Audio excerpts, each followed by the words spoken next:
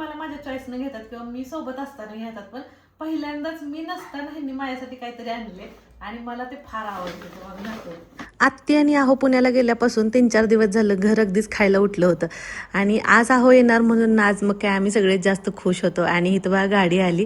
आरव झोपला होता, त्याला आत्ताच उठवलं, असता झोपलेले. आम्ही उशीर वाट बघत बसलो होतो त्यांची आणि मग आता आलेत. जरा थोडासा उशीर झाला यायला पोचायला त्यांना घरी.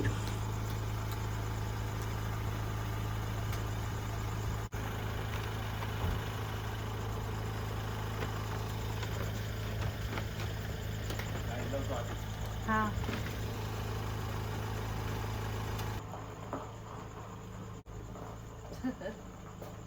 आत्ता उठना, उठव म्हणली होती पण काय उठना ते.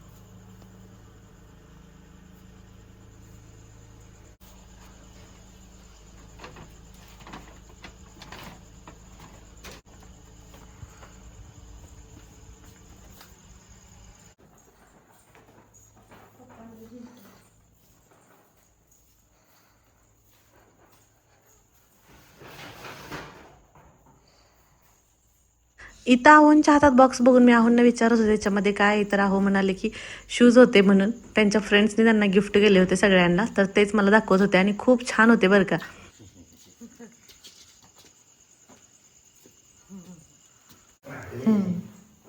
आता बघ की पप्पा आलेत, उठ. झोपेतच आहे.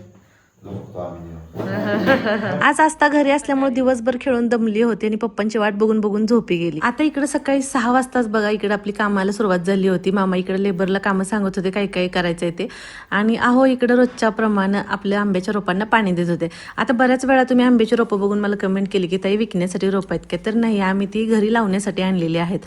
आणि आता रात्री तर आस्था झोपली होती, पण काल असताना ना पप्पांना येताना ना KFC आणायला सांगितलं होतं, त्याच्यामुळे मग काय रात्री ती उठलीच नाही. म्हणून आज सकाळी सकाळी ब्रश करून ना खायला बसली. पण आज जरा नाश्ताची तब्येतच ठीक नव्हती, जरा तिला कणकण आली जरा थोडीशी. मग टीव्ही बघत बघत सकाळी सकाळी सुरू होता. आणि इकडे आरव सुद्धा टीव्ही बघत बसला होता. आता इकडे माझी देवपूजा झाली होती, आता मला टिफिनच्या तयारीला लागायचं होतं.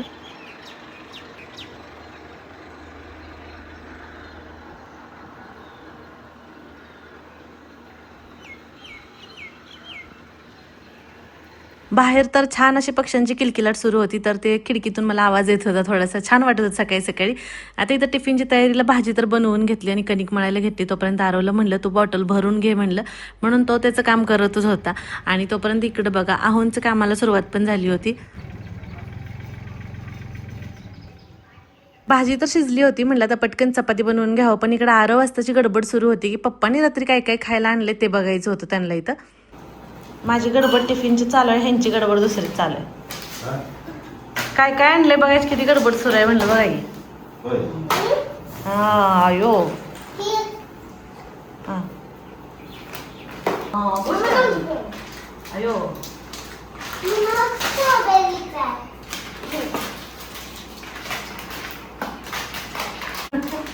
खजूर आली. हा हा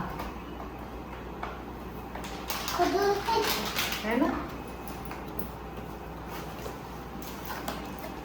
मुलांची तर खूप एक्साइटमेंट होती की काय काय खाऊ आणलंय, पण त्यांच्यासोबत माझी सुद्धा होती बरं का. मी सुद्धा बघत होते काय काय आणले म्हणून, आणि खूप काय काय छान छान दिसत होतं. खजूरच्या वड्या वगैरे होत्या, तर म्हणलं जाऊ आता थोड्या वेळ निवांत खाऊया. पिलो तुम्ही घ्या काढू ना, मी चपात टाकून घेते पटकन आणि ह्याच्यात भरून ठेवा बाकी का. आणलं का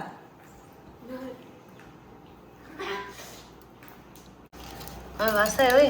भाई आता ह्याला मसाला लावून खायला बाहेर लागते. होय का. आम्ही टेस्ट करून बघतो. अच्छा कागद पण आम्ही सगळे गुटले. अयो तर ही जी बर्फी दिसते ना तुम्हाला, ही पेरूचे बरं का, पण त्याच्यासोबत ना त्यांनी असं मिरची पावडर वगैरे दिलेली होती आणि ती त्याच्यावरती लावलं ना काय जबरदस्त टेस्ट लागत होती ना खरंच. म्हणजे ह्यांनी मुलांना चारत होते, पण खरं ना माझ्या तोंडाला पाणी सुटलं होतं, एवढं मस्त आणि इतकं चटपटीत ना पेरू असा एकदम मस्त लागत होतं पण खायला बरं का, मजा आली खायला. मुलांच्या सोबत माझा बराचसा टाइम गेला. म्हटलं चला पटकन घाई गडबडीने चपाती बनवायला घेतली. आता तुम्ही मला बऱ्याच वेळा म्हणता ताई तू लोखंडाचा तवा का वापरते किंवा चपाती करपत नाही का त्याच्यामध्ये. तर मला सवय आहे लोखंडी तव्यात चपाती बनवायची आणि माझा चपाती बनवायचं स्पीड जास्त असल्यामुळे सहसा चपाती कधी करपत नाही. आणि सगळ्यात महत्त्वाचं म्हणजे म्हटलं ना तर लोखंडाच्या तव्यात खाल्लेलं पण चांगलं असतं आणि अजून एक गॅसची बचत होते. म्हणजे ना लोखंड तापतं लगेच, त्याच्यामुळे नाही का असं जास्त गॅस लागत नाही. असं खूप फास्ट होतात चपात्या बनवून. तर पटकन टिफिन पॅक केला आणि आता इथं मुलांना सोडायला बाहेर आले होते. आस्ताची तब्येत ठीक नसल्यामुळे आस्ताला आज घरीच ठेवलं होतं. आरव तेवढा एकटा गेला स्कूलला आणि आस्ता लगेच इकडे गेली पप्पांसोबत तिकडं.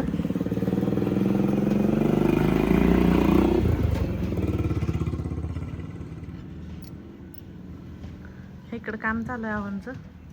आज बघा ढग कसे झाले. वातावरण जरा वेगळंच वाटतंय आज. हे वा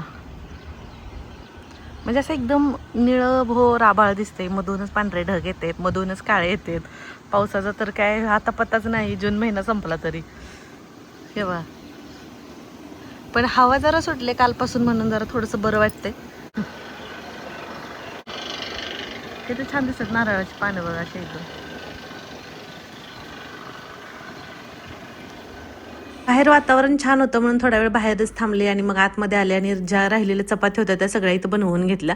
आणि कामाची पण तशी थोडी लगबग होतीच, पण मला ना आहोंनी जे काही सरप्राईज आणले ते मला तुमच्यासोबत शेअर करायचं होतं म्हणून माझी आणखीन जरा जास्त गडबड सुरू होती.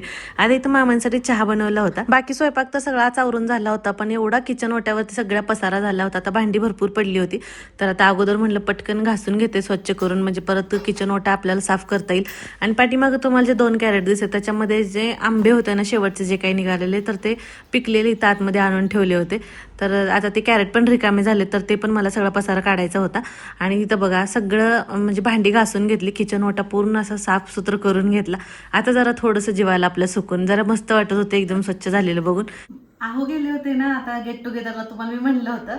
आणि त्यांनी येताना आमच्यासाठी सरप्राईज आणलं होतं. तर आता मी बघितले, पण मला तुम्हाला दाखवायचं काय काय ते म्हणून घ्यायला लागले. मुलांनी तर सकाळी सगळी चॉकलेट तुम्हाला दाखवलीच कुठली कुठली होती ती. तर हे आणले होते आस्तासाठी शूज. म्हणजे मला एवढे आवडले ना, मला असं वाटलं की माझ्या साईजचं असतं तर बरं झालं असतं.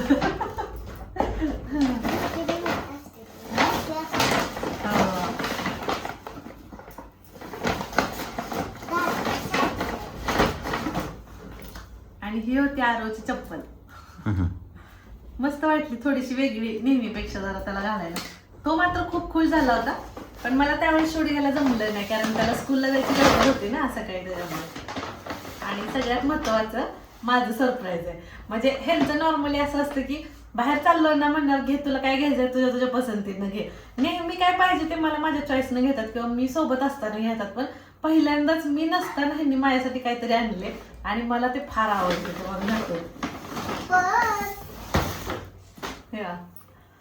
मी असं वाटलं मी घ्यायला गेल्यानंतर सुद्धा मी घेतली नसते अशी वाली. त्यांनी एवढी सुंदर पर्स घेतली आणि मला खरंच खूप जास्त आवडली आणि म्हणून मला तुमच्यासोबत शेअर करायची होती. मस्त आहे, क्वालिटी पण एक नंबर आहे. मॉलमधून आणली. आहो आणि आहोंच्या मित्रांना लोणावळ्यामध्येच थांबले होते, त्यांना कुठे काही बाहेर जाता आलं नाही. तिथंच त्यांचं गेट टुगेदर झालं, पण तिथून काय आणता आलं नव्हतं. मग काल ना अगोदर हे इकडं आयुषला बाळाला भेटण्यासाठी आले होते पुण्यात रोहिणी दीपक दाजींकडे तिथं. आणि तिथं थांबून जेवण वगैरे करून तिथून यायला निघाले. येता मॉलमधूनच आले होते आणि मग तिथून येतानाच ही पर्स त्यांनी घेतली होती. पण खरं सांगू का ह्यांची चॉईस खरंच खूप भारी. पहिलं पण अगोदर ह्यांनी ना तींसाठी पर्स आणली होती, ती पण खूप छान होती, मला खूप आवडायची ती. आणि आज ही माझ्यासाठी आणली. चला मग तुम्हाला कसा वाटला आजचा ब्लॉग नक्की कमेंट करून सांगा. आणि पर्स आवडली का नाही ते पण सांगा. महत्वाचं म्हणजे तुम्हाला पण असं सरप्राईज दिलेलं आवडतं का मला ते पण कमेंट करून सांगा. किंवा तुम्हाला तुमच्या हजबंडनी कधी दिला असेल तर तसं सांगा मला.